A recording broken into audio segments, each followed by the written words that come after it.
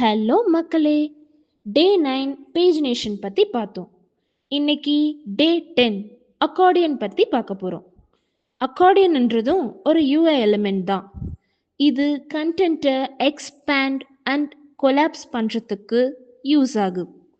User வெப்சைட்டோட content விசிபிலிட்டியை toggle பண்றதுக்கும் இந்த எலிமெண்ட்டை யூஸ் பண்றாங்க.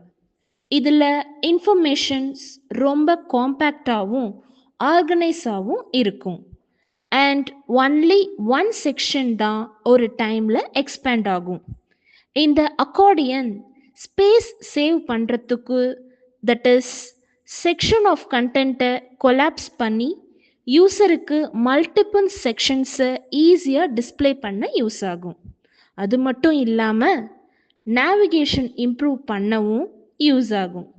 அதாவது வெப்சைட்டில் ஒரு செக்ஷன் தான் யூசருக்கு ஒரு டைமில் ஃபோக்கஸ் ஆகும். அண்ட் அதர் செக்ஷன்ஸ் வேணும்னா எக்ஸ்பேண்ட் பண்ணிக்கலாம்.